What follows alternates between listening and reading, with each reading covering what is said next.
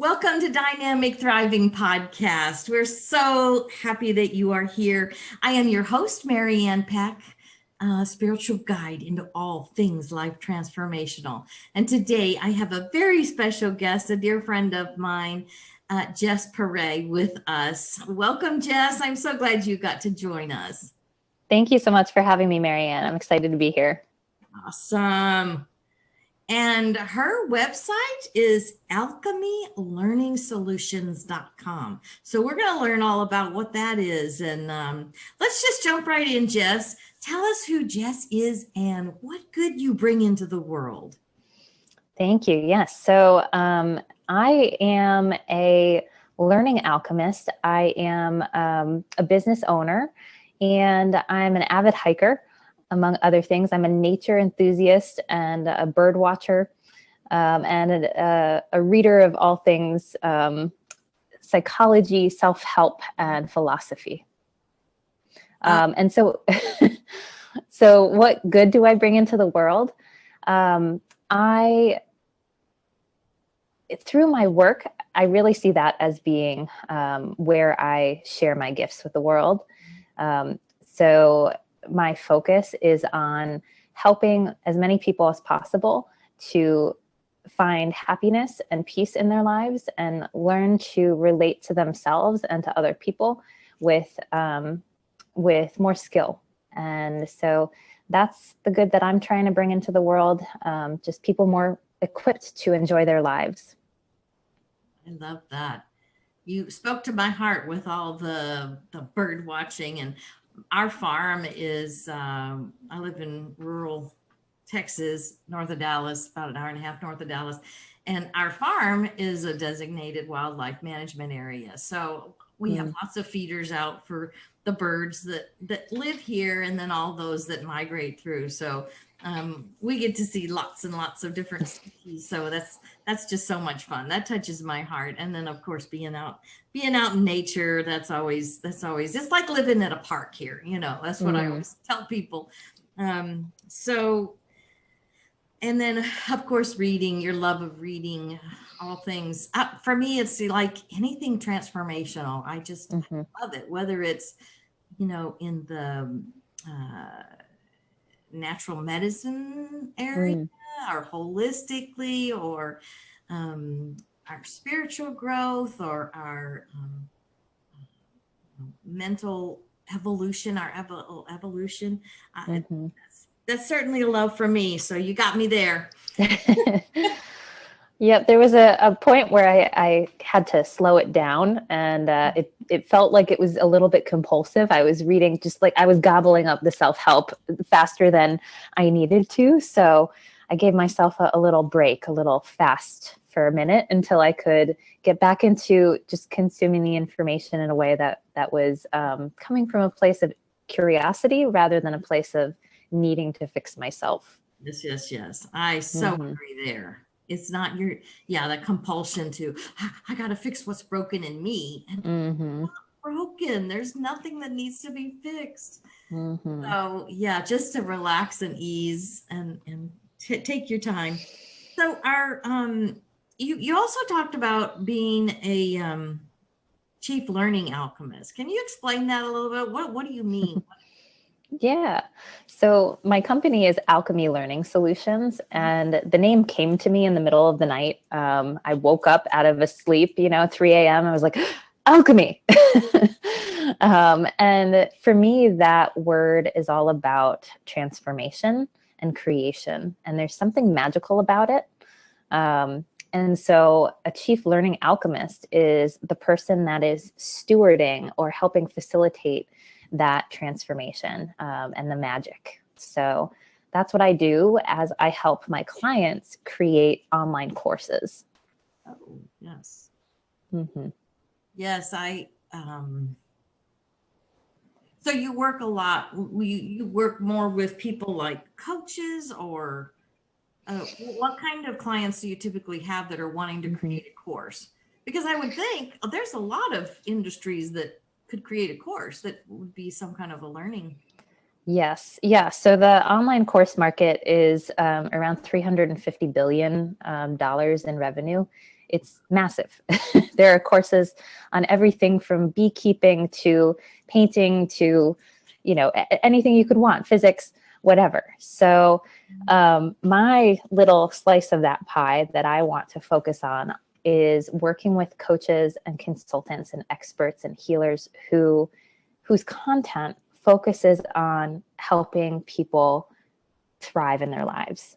So I really get excited about mindset coaching and, teaching about mindfulness or self-compassion or emotional intelligence, the tools that can really help people heal from their suffering and feel happier and more peaceful. Because that's what's impacted me. Yeah. Yeah. So can you tell us how transformation has impacted you? I mean, what has that done for you personally? What has that done for you spiritually, emotionally, mentally, even in your business? How has that transformational journey worked out for you? What has that provided for you? Yeah. So I think like many people, the first 30 years of my life, I didn't realize that I had any wounds. I just thought, I had a personality and that's who I was. And when I got divorced, my wounds became more activated. And so you're laughing, I see. No, I raised my hand. Yep. So yeah, and then I started acting like a crazy person. I was self-sabotaging and I didn't understand why. I was like, does not make sense. Like logically, I know that I shouldn't be doing this and I just can't help myself. What is this about? And so I started to become aware that maybe I did have some wounds. Maybe there was some trauma. And that trauma doesn't have to be the big T trauma, in order to have an impact on you. So it doesn't have to mean death or, injury or war zone, things like that, right? Mm-hmm. So when I started to recognize like, oh, okay, there's some healing that could be done, then I started to blame myself. Like, I'm broken. There's something uniquely wrong here with me. Everybody else got the handbook for life and I didn't get it. And so I wallowed in that for a while.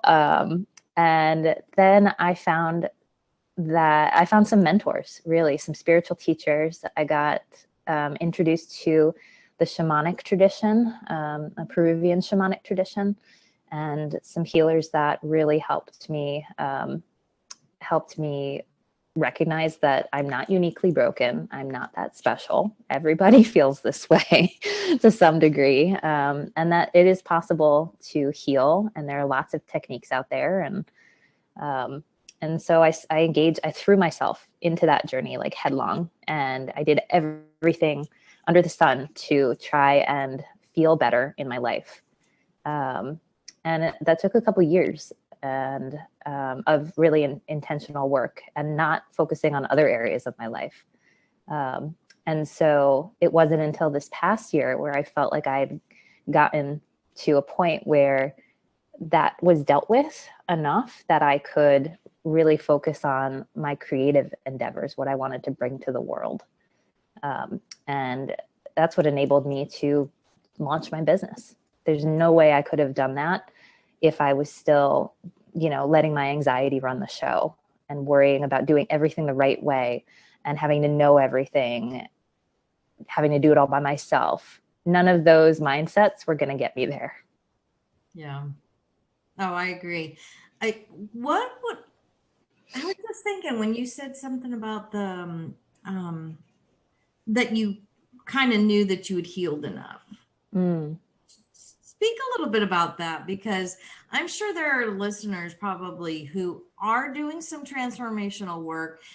And it's like, well, when will I be ready? When will I be ready? When will I know it's time I can do something and move forward and actually create something bigger than myself that impacts the benefit of the world, or those around me?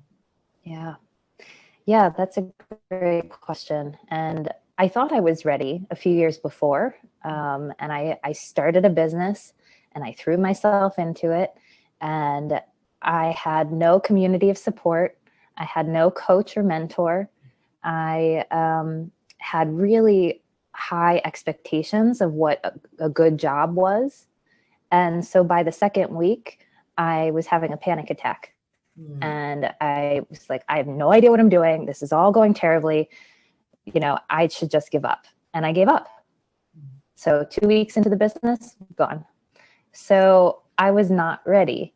So I think for me, it wasn't like I got to a point and I was like, oh, wow, I've reached the threshold. I am now ready.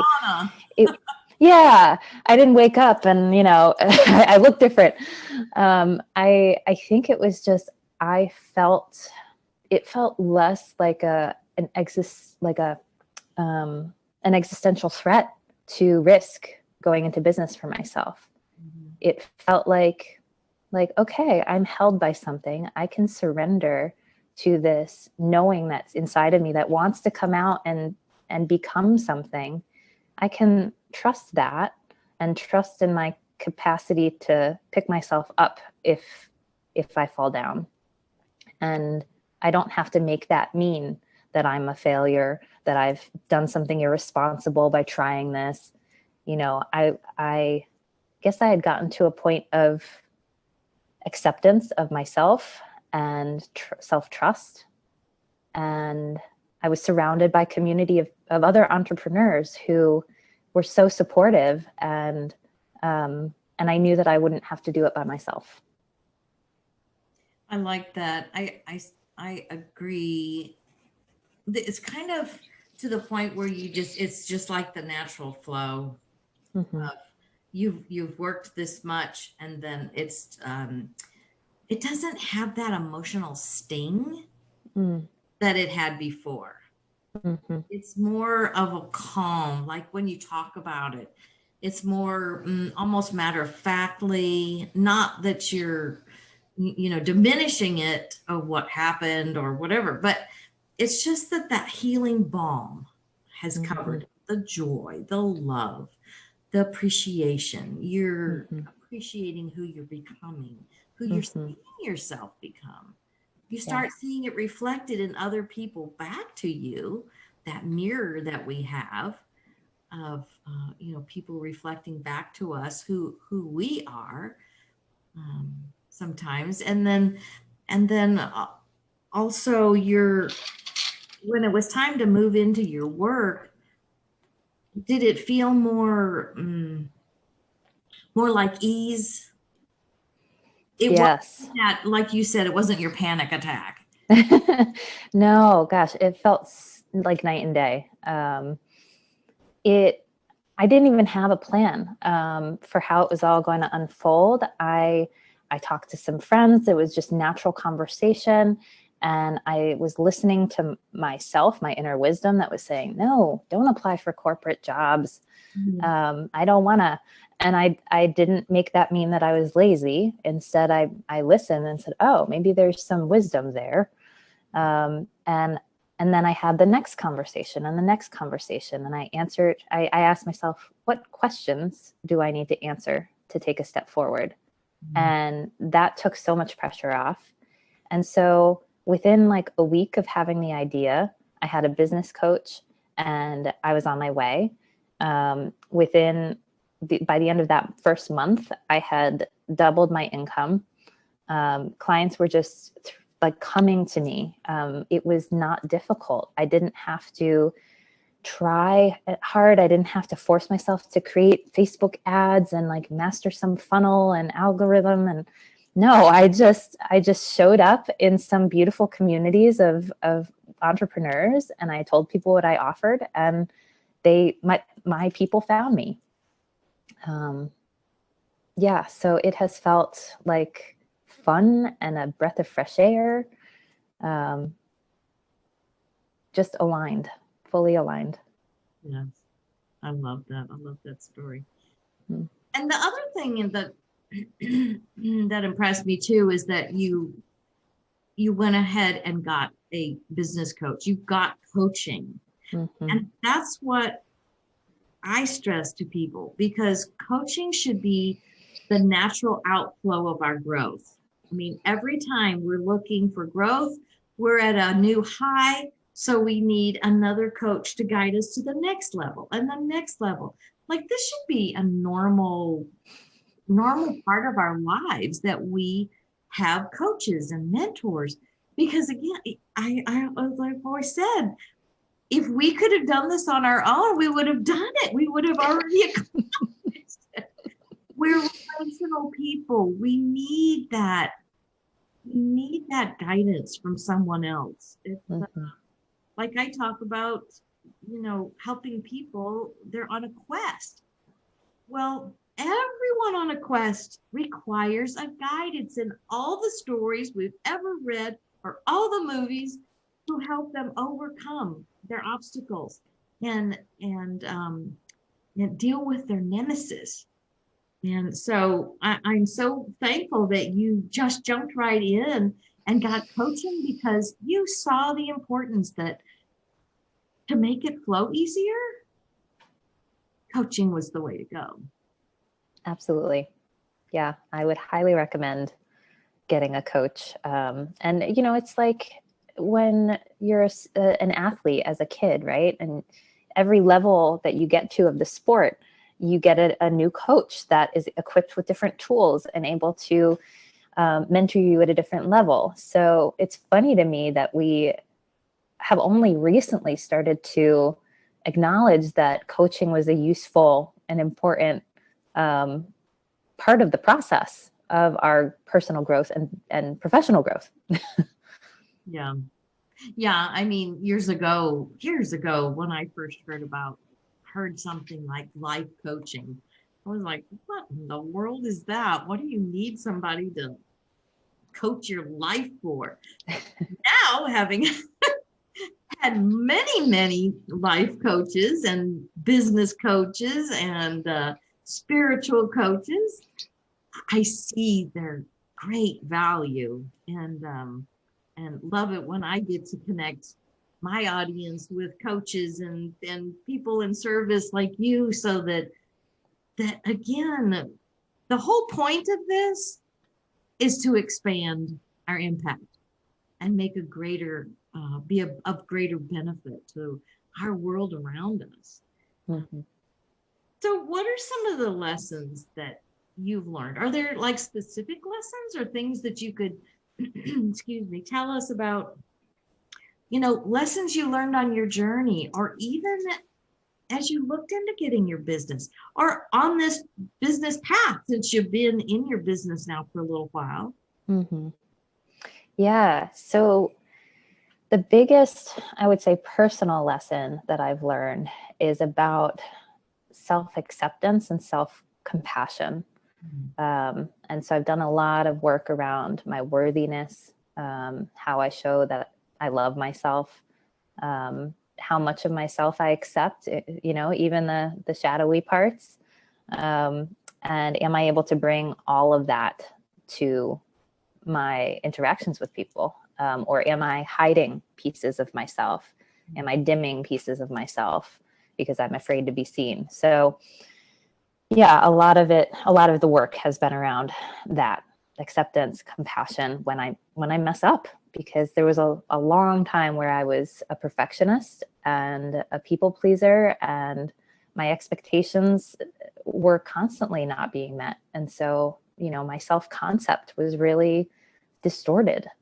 And so doing that work laid the foundation for me to come into my business with a sense of groundedness, of like, this is who I am and I like who I am.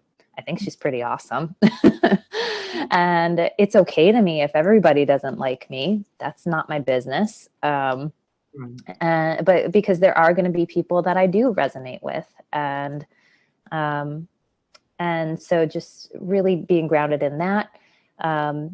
And another lesson has been about bringing my whole self to my business too. So that's been a really neat kind of developing, like peeling back of the onion, because, you know, the name came to me. I was like, okay, yeah, I want to come across as a little magic-y, a little woo.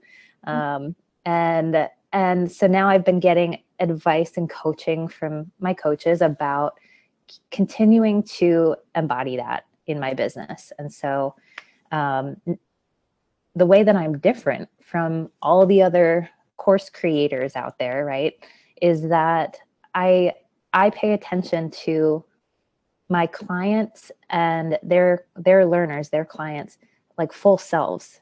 So what's super important to me is showing up authentically as myself, but also helping them show up authentically in their courses. Mm-hmm. And then, you know, showing up compassionately to myself, but also helping them show up compassionately to themselves, because course creation is a lengthy, you know, complicated process of birthing something really intimate. And so it can be really vulnerable, and people can be really hard on themselves. So compassion and then transformation. And so like I'm being transformed every time I work with a client. My goal is for them to feel transformed by the interaction as well, so that we're then creating a course that helps their learners transform. So. Love that. I know we've talked about before about where does joy plug into it? Where do you see that, you know, falling into place?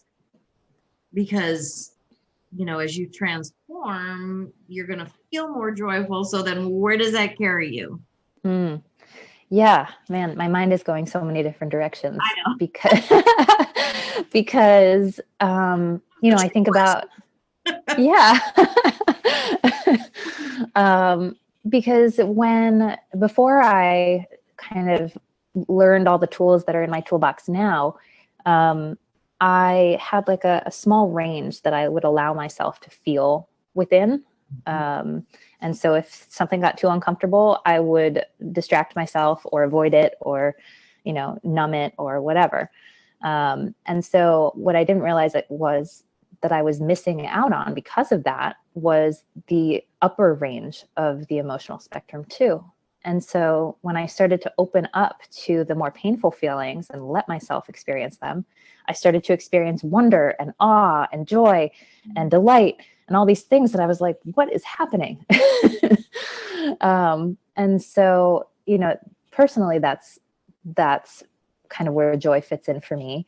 Now it's a much greater part of my life, just as pain is there too. But then in business, I think there's this idea out there that we've been sold, maybe by capitalism, that like work isn't about pleasure, work is about profit. And I call bullshit. Yeah. So that's part of what I'm trying to bring for myself too. And hopefully that inspires and spills over to my clients, that it should be fun. Like I want to work with people that I enjoy working with. I want to work on content that I'm interested in.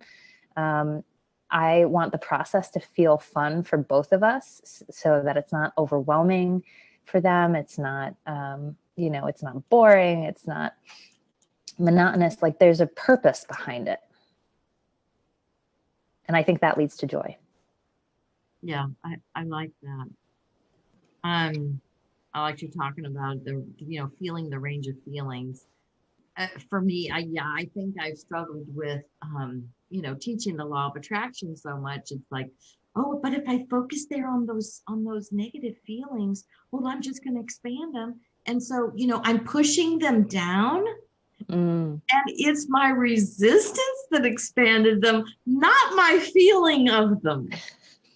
And when that, like, ding, the light bulb in my soul went off, you know, it's like, oh, I can actually allow myself to feel those negative feelings, because I always wanted to try to suppress them and think, well, I got to feel more positive. I've got to climb up the emotional scale. And that's all fine and well. But man, if you keep suppressing them and pushing them, anything you resist persists.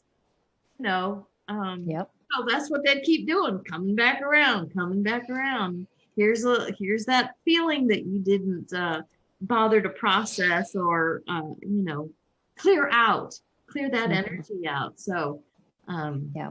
definitely understand that part, because your highs get a little higher.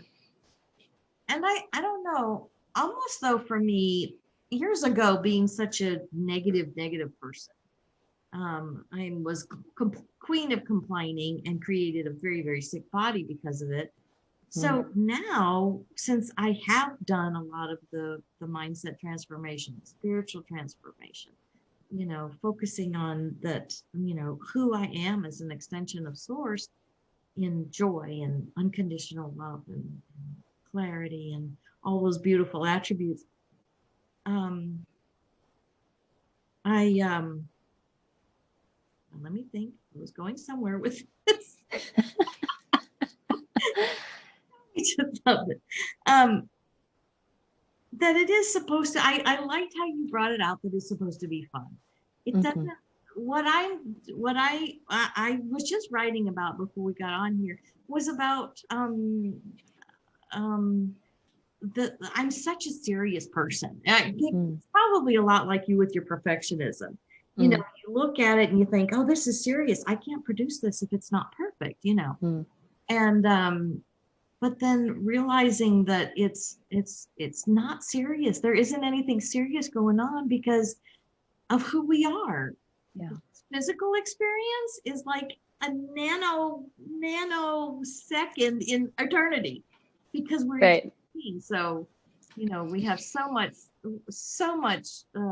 greater impact if we just relax and go, okay. We can let that perfectionism go. We can let the people pleasing go. We can let my choice of is always my seriousness, this is something serious. This is important work, so I need to take it seriously. No, it's supposed to be fun and joyful and lighthearted. And I appreciate and that. I love that. And I'm thinking about what one of my mentors said. She would always challenge us when I was learning how to become an instructional designer to do it messy, to just do it messy, because that's how we learn.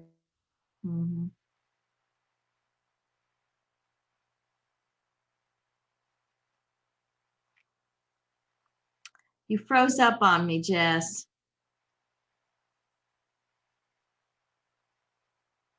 Can you say something? Let me see if I can hear you. There you are. Here I am. I lost you for a sec. Yes, I lost you. Can you go back and talk about what you were, what you started to say just a minute ago? Yeah. I was talking about my mentor who, when I was learning to become an instructional designer, would always say that we should do it messy. And so the idea there was that it's progress, not perfection. The way to keep up your momentum is to just keep taking little steps forward and learning and tweaking and not getting so caught up in the right way to do it, the perfect way to do it. Is it good enough? And just try.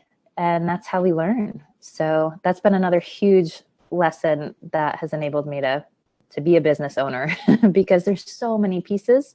Even if you're an expert in this whole area over here, there are so many pieces that you're going to have to learn, and you're going to not get it right the first time, every time.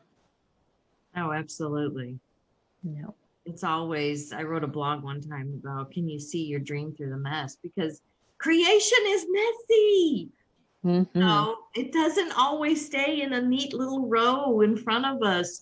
The example was a designer building a chair, all the sanding and cutting and all that mess. She could just give up, but then in the end she gets to see all the beauty of her handiwork, the completed product. But creation is just messy. So when you help people create their online courses, is it a particular type of client that you have, or is it any kind of courses? Or I know you talked about that you really enjoy working with certain types of course of material, because it's close to your heart, I'm sure. Mm-hmm.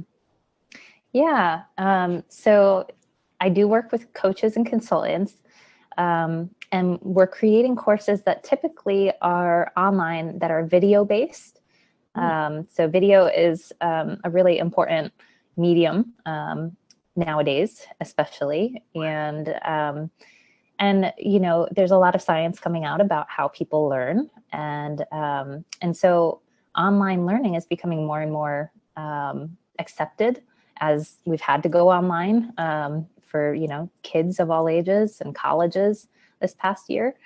And so what I do is I really help them not just make it, you know, a series of videos that people watch or tune out in, you know, but something that's really interactive and engaging, and that challenges their learner to apply the information.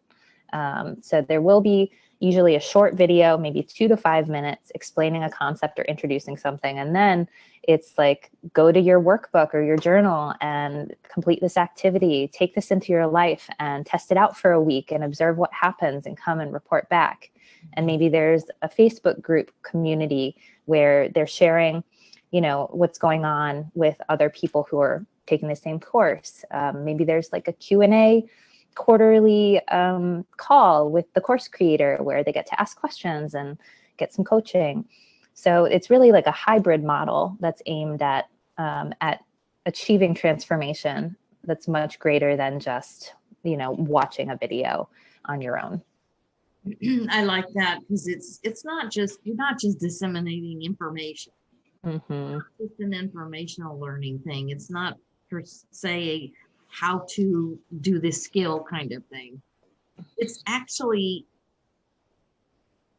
to promote that inner work, becoming a bigger person, you know, that transformation. I like that. It's definitely, yeah, what I like to see is, you know, it's transformation. It's not just information. Mm-hmm. Exactly. Yeah. So we think about not just what do people want to know or need to know. We think about what do they need to be able to do. What do they need to, like, do they need to feel motivated differently to do something? Do they need to change their... I lost you.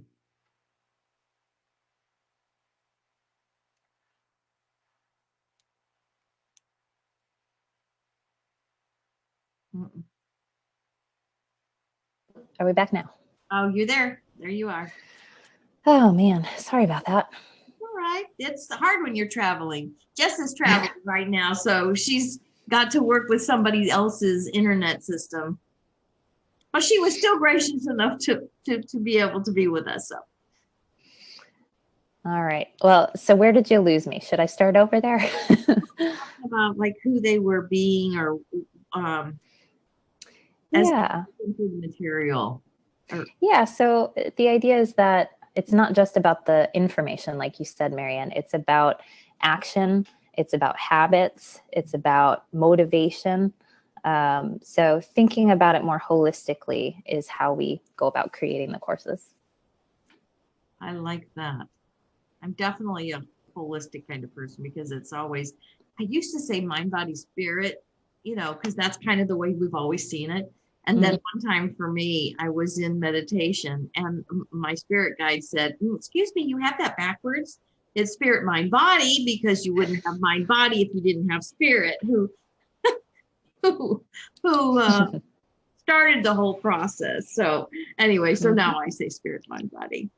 But yeah, it's becoming, I like how you say that, because it's, to me, it's who we're becoming. We're not taking a course just to say, oh, I took that course and it was really nice. It's who we're becoming, who do we want to become? Yeah. Because for me, coaching, the whole point of coaching is, I'm here, I want to be over there, and I need that coach to help me become the person to be over there. Yes. Not that these steps are just, they're like just like my checkoffs, you know, it's who I'm actually transforming into be. so that I Yeah. am the person who can get myself from over there. Because the coach isn't taking you. They're Mm-hmm. guide. They're just your help. They're just your support. They're Yep. Yeah. I think about, I set a goal for myself in this new year, like a billion other people, to eat healthier, right? And I know how to do it. I know the steps, right? It's not a knowledge problem. It's a motivation problem or a habit problem or an environment problem. And so that's what we're taking into consideration when we're creating these courses, that it's not a knowledge problem. yes. Yes, yes, yes, yes. It's not a lack of knowledge. It's a lack of yeah. And two, motivation, inspiration, and listening to that little inner voice, like you talked about when at the beginning, of your inner voice, guiding you or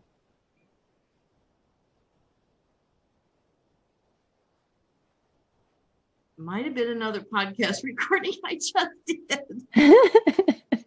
I was talking about the inner voice. Yeah. Yes, I thought we were. Yeah, you're okay. When you do so many of them, they kind of run together on you. But yeah, just listening to that inner voice, because we have to trust that that is for our highest good.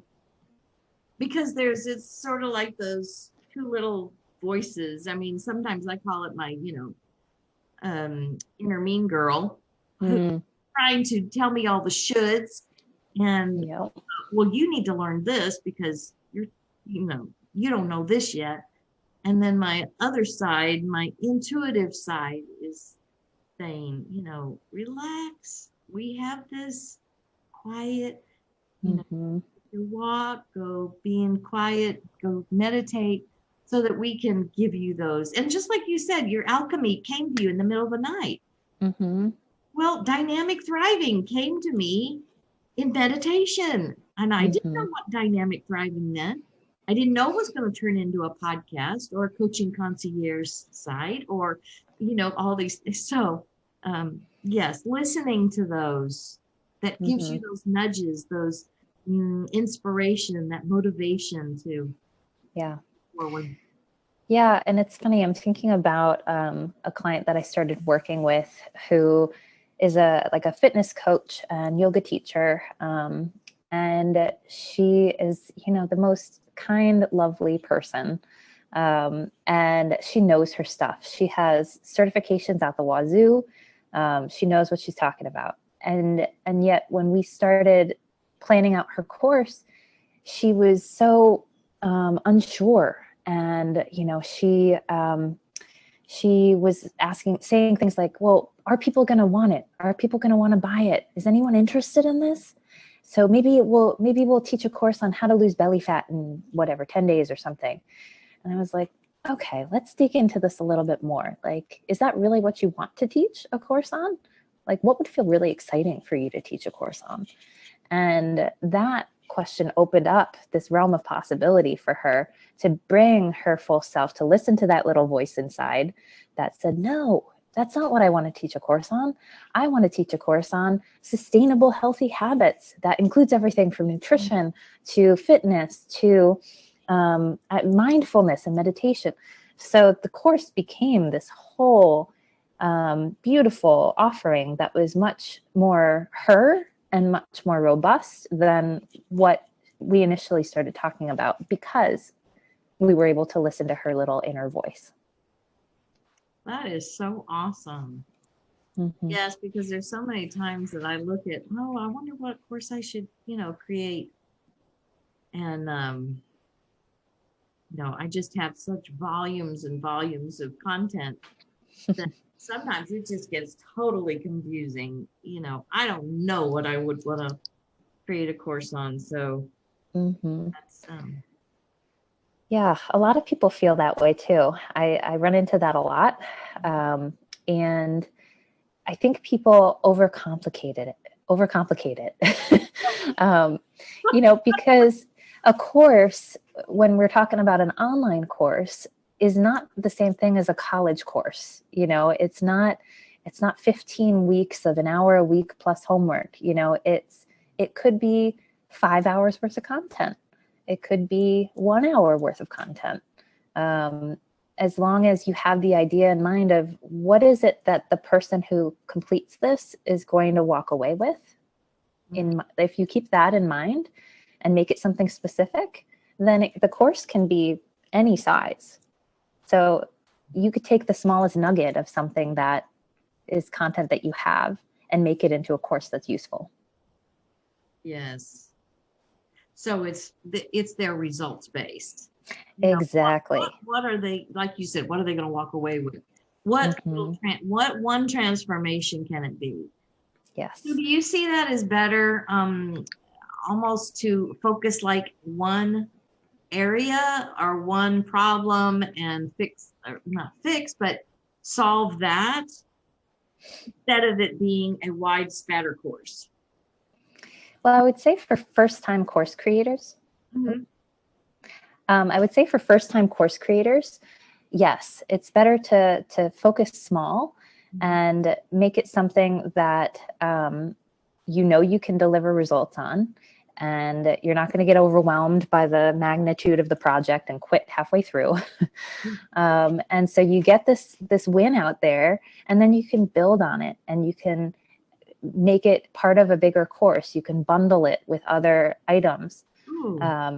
And so you can give yourself more patience in the process of creation. It's not the all or nothing, Right. I have to have this one giant course because that's my money maker or something, I can see that. Yeah. So we talked a little bit about, did we talk about how somebody could get this, a little idea of how somebody could get started creating a course? Do they gather their stuff together? Do they present it to you? How does that, how does somebody just go about thinking, because they might have this real calling and they just don't know where to go with it? Yeah. So I think a lot of course creators do things the opposite way from how I recommend. A lot of people start with the content. And so they look at all their content and they're like, whoa, what am I going to pick from this to teach? And they get overwhelmed, and they lose their sense of purpose. Like, what am I doing with this? And so what I recommend is that you start with the ends in mind instead for the learner. So not what do I want to teach, but what will the learner walk away with? What will they know how to do? What will they know? And what will they feel by the end of it? What transformation am I providing? If there's a gap of some kind in their life from where they are now to where they want to be, what journey am I walking them through to get there? So start with those ends in mind. But before you can even do that, you've got to know, who is my audience? So who is this course for? Who do I want to be speaking to? What do I know about them? What do they already know about this topic? And what are they feeling about it right now? So, it's going to be a different course if they know a lot about the topic and it's not a knowledge issue, it's a motivation issue. Then you've got to do something different. But if they don't know anything about the topic, then maybe you've got to do some information delivery and some action component. So the audience, the transformation, and then just mapping out the process. So if you've got the end goal and you've got the starting point, what's the first step? What's the next step?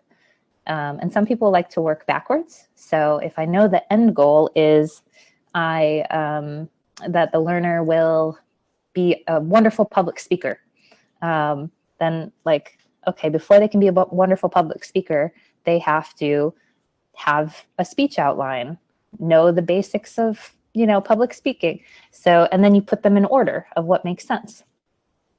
So that's how you get started. And a lot of people are able to create courses on their own. The software out there these days is very intuitive. So if you have any kind of tech savvy, you can do it on your own for fairly, cheap. But what I see a lot of people run into is that it just starts to feel overwhelming. Like there's a lot for them to do and know and learn, and doing it on their own, they lose momentum, they get stuck. And so working with someone like me, an instructional designer, a learning alchemist, people have that guide walking with them, holding them accountable, telling them, okay, this is your next step. Okay, we're going to meet on this date, and these are your deliverables. And so not just walking them through it, but also doing it for them. So that's part of the service that I provide. So if they don't want to do the graphic design, if they don't want to do the building the course in the learning management system, if they don't want to create the workbook themselves, that's what I offer. I like that. Yeah, because definitely you can get overwhelmed when you're thinking about course creation. And just stopping to think, to ask yourself those questions, like, who is my audience? What are they going to get out of this particular course? What's the other one? Where's the gap from? Again, to me, it's who you are and who you need to become to get you across that gap, to navigate that gap. Yeah. And that's what the course, the coaching, the whatever is helping you navigate. Very, very good. Very good. This has just been very enlightening for me because this is something close to my heart as far as course creating. So how can people work with you? If somebody says, I am ready, I have this calling to create a course, how do they get a hold of you? Yeah, so the best way is to visit my website, alchemylearningsolutions.com. If you go there, there will be a pop-up immediately so people can download my free guide. It's 5 mistakes to avoid when creating your online course. So that's just a free guide for them. And then they can also click through to the Work With Me page and find my contact information and schedule a free discovery call. Very nice. Boy, don't we all need that if we're thinking about course creation. 5 mistakes to avoid when creating an online course. And that's right. Is that correct? Yep. It's a PDF download. Very good. So they can look at that. And this is at alchemylearningsolutions.com. You got it. Very good. This has just been wonderful. I thank you so much for joining us today, and it's been very enlightening for myself. Do you have any other closing words that you'd like to leave us with? Oh, I would just say that if you've been thinking about teaching, sharing what you know, creating a course, stop hesitating. There are people out there that need what you know. So there's help. You don't have to do it by yourself. Go for it. I love that. Go for it. Now I have to tell myself that. Yep. Drink your own medicine. To the choir here.